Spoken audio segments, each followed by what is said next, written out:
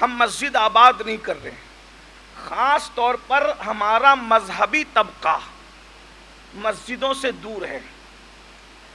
جو نماز نہیں پڑھتے وہ تو نہیں پڑھتے، جو نماز پڑھتے ہیں وہ مذہبی طبقہ بلا عذر شرعی مسجدوں سے دور ہے. نماز پڑھتے ہیں، گھر میں پڑھتے ہیں، اپنے کمروں میں پڑھتے ہیں، اپنی آفسوں میں پڑھتے ہیں.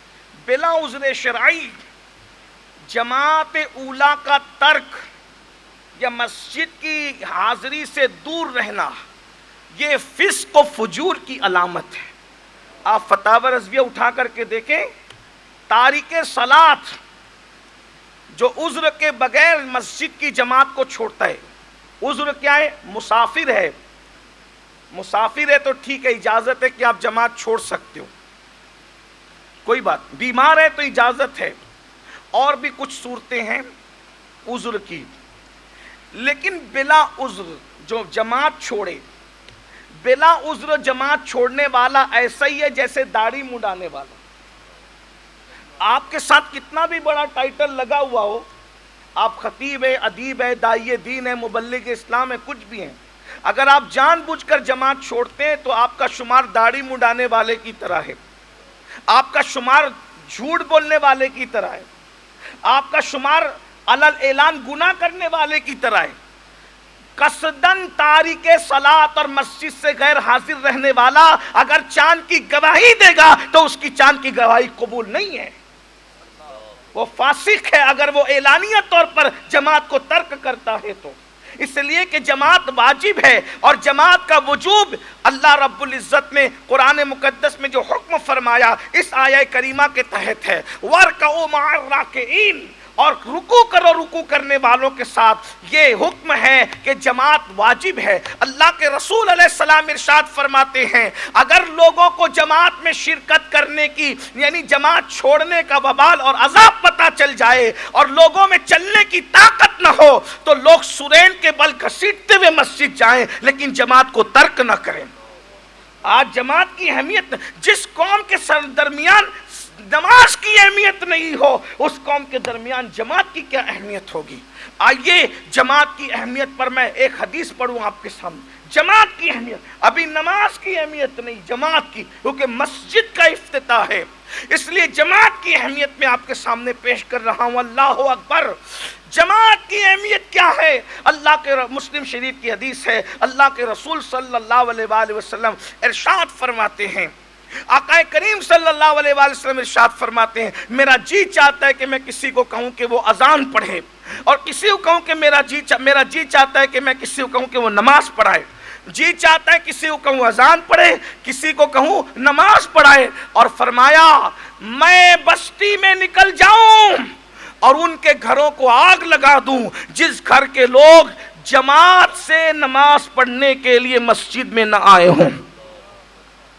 ذرا غور کیجئے، جو جماعت میں نہیں آئے اللہ کے رسول ان کے گھروں کو آگ لگانا چاہتے ہیں. آج مسجد میں جماعت سے نماز پڑھنا لوگ اپنے وی آئی پی ہونے کے خلاف تصور کرتے ہیں. اگر معاذ اللہ مسجد کی اور جماعت کی حقارت کی بنیاد پر کوئی مسجد میں نہیں آتا تو پھر مفتیوں سے پوچھے کہ اس کا ایمان رہ بھی گیا ہے کیا. غور فرمائیں، آج جو جتنا بڑا مذہبی ہے الا ماشاءاللہ وہ اپنے آپ کو اتنا جماعت سے دور رکھتا ہے، وہ جماعت سے نماز پڑھنا ہی نہیں چاہتا.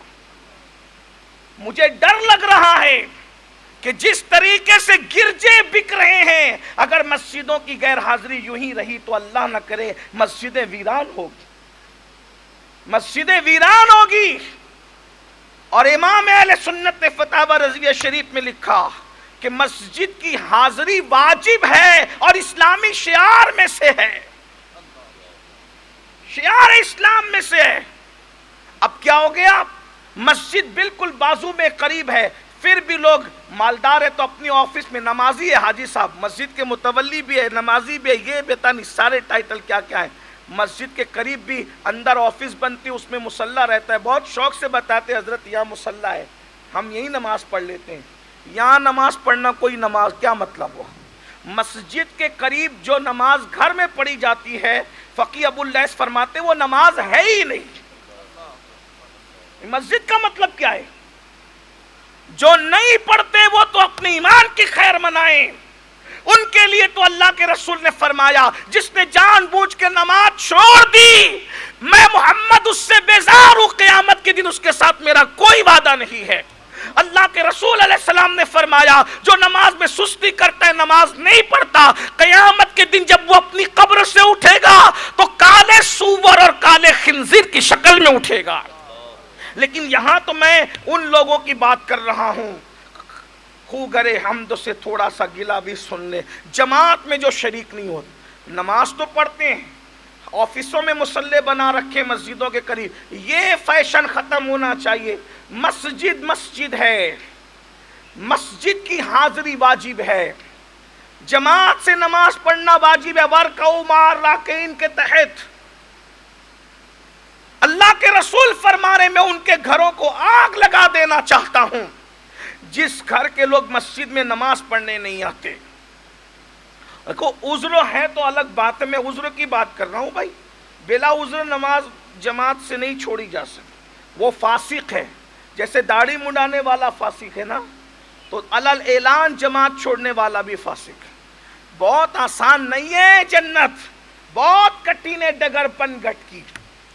یہ مسجدیں کیا ہے؟ اللہ کے رسول فرماتے ہیں زمین کے اوپر جنت کی کیاریاں جسے کہتے ہیں اسے مسجد کہتے ہیں۔ فیصلے ہو گئے جنتی اور جہنمی ہونے کے، جنتی جہنمی ہونے کے فیصلے ہو گئے۔ جو نیند چھوڑ کر اللہ کی محبت میں زمین کی جنت میں آتے ہیں، آسمانوں کی جنت موت کی نیند کے بعد انہی کو نصیب ہوگی۔ بس ہو گئے فیصلے، فیصلے تو ہو گئے، ان الابرار لفی نعیم وان الفجار لفی جحیم، فیصلے تو ہو چکے ہیں۔ جو زمین کی جنتوں میں نہیں آتے وہ آسمانوں کی جنت میں کیسے جا سکتے ہیں؟ آپ کو بات بری لگے تو معاف کیجئے گا، لیکن حقیقت یہی ہے، یہ جنتیں ہیں، جب اس میں تمہیں آنے کی توفیق نہیں ہے تو پھر وہ اتنی دور والی جنت میں کیسے جا پاؤ گے؟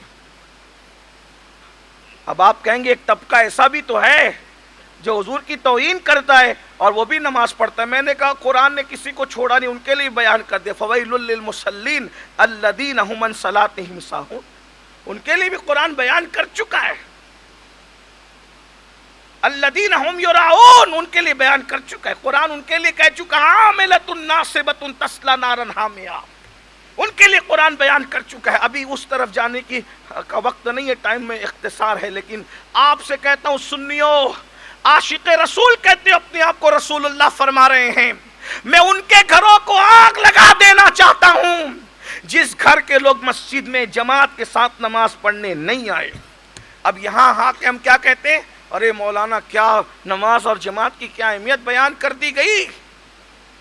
میں کہتا ہوں صرف یہی نہیں ہے، اب اس کی طرف آئیے، یہی اصل بات ہے۔ رسول اللہ کے فرامین ایسے سمندر کی طرح ہے کہ جو جتنا اندر ڈوبے گا اس سے موتیاں نکالے گا۔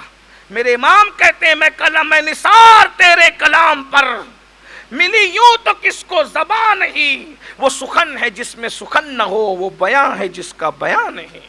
فصحا عرب کے بڑے بڑے تیرے آگے یوں ہے دبے لچے، کوئی جانے منہ میں زبان ہی نہیں بلکہ جسم میں جان نہیں۔ میرے بھائیو، اللہ کے رسول فرما رہے میں ان کے گھروں کو آگ لگا دینا چاہتا ہوں جس گھر کے لوگ مسجد میں جماعت کے ساتھ نماز پڑھنے نہیں آئے۔ کیا مطلب ہوا؟